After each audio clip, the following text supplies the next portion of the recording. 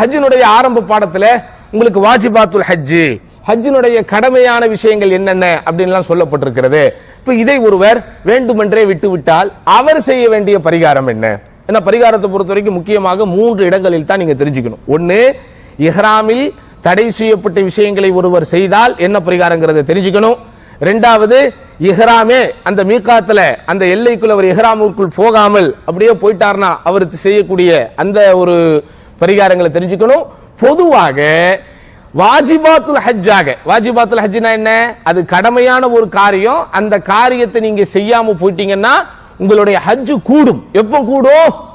அதை காம்பன்சேஷன் செய்து கொள்வதற்குண்டான ஒரு மாற்று பரிகாரம் நீங்கள் செய்யணும். அப்ப அந்த மாற்று பரிகாரத்தை பொறுத்தவரைக்கும் ஏற்கனவே உங்களுக்கு சொல்லப்பட்டதை போலதான் என்னது, ஒரு ஆட்டை அறுத்து கொடுப்பது, அல்லது 10 தினங்கள் நோன்பு வைப்பது, அப்புறம் என்னத்தா 10 ஏழைகளுக்கு உணவளிப்பது. இப்ப இந்த 3ல அவர் என்ன செய்யணும்?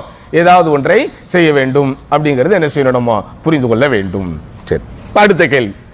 சரி, இப்போ பெண்கள் சம்பந்தப்பட்ட இந்த விஷயத்துல ப்ரீகாஷனுக்காக டேப்லெட் எடுக்கிறது, மெடிசின் எடுக்கிறது, இதெல்லாம் கிளியர். இப்ப எடுக்காம இருக்கிறாங்களே, அவங்களுக்கு வந்துருச்சுன்னா என்ன செய்யறது? அல்லது எடுத்துட்டும் போறவங்களுக்கு வந்துருச்சுன்னா என்ன செய்யறது? அது என்ன செய்யணுமா தெரியும். ஏன்னா எல்லா மருந்துகளும் அல்லது எல்லா மாத்திரைகளும் என்ன செய்ய முடியாது, நம்ம எதிர்பார்க்கிற அல்லது அவர்கள் வரையறுத்திருக்கக்கூடிய விளைவுகளை எல்லாருக்கும் ஒரே மாதிரி ஏற்படுத்தணும்னு சொல்ல முடியாது. இப்படிதானே? ஏன் ஒவ்வொருவருடைய உடல் வாகு என்பது வித்தியாசப்படுகிறது. எனக்கு ஒரு மாத்திரை போட்டால் சரியாகிற அதே விஷயம் இன்னொருத்தருக்கு என்ன செய்யாது, அந்த மாத்திரையில கேட்காது. எனக்கு ஒரு மாத்திரையில சரியாகிற விஷயம் சிலருக்கு 2 மாத்திரை ஆகலாம். ஆமாவா இல்லையா? எப்படி நம்முடைய உணவு பழக்க வழக்கங்கள் வித்தியாசப்படுகிறதோ, உணவுனுடைய குவான்டிட்டி வித்தியாசப்படுகிறதோ, நாம தூங்கக்கூடிய நேரங்கள் வித்தியாசப்படுகிறதோ, நோய் எதிர்ப்பு சக்தி வித்தியாசப்படுகிறதோ, அதே மாதிரி மருந்துகள் எடுக்கும் போது அதனால் ஏற்படுகின்ற பாதிப்புகள் விளைவுகள் கூட வித்தியாசப்படும். அப்போ மருந்து எடுத்தாலும் சரி எடுக்காட்டாலும் சரி, இப்போ அவருக்கு அந்த மாதாந்திர உதிரப்போக்கோ அல்லது பிரசவ தீட்டோ அந்த பெண்ணுக்கு வந்து விட்டது என்றால் என்ன செய்யணும்? அவங்க ஹஜ்ஜி செய்யலாமா? அதை பொறுத்த வரைக்கும் அறிஞர்கள் அழகா சொல்றாங்க, அல் ஹைது அவின் நிஃபாசு லா யம்னஉல் மர்அத மினல் ஹஜ்.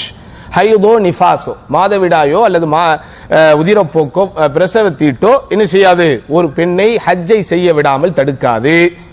அந்த நிலையில் இருக்கக்கூடிய பெண்கள் தாராளமாக இஹ்ராமுடைய நிலைக்குள் நுழையலாம், ஹஜ்ஜினுடைய எல்லா கிரியைகளையும் செய்யலாம்.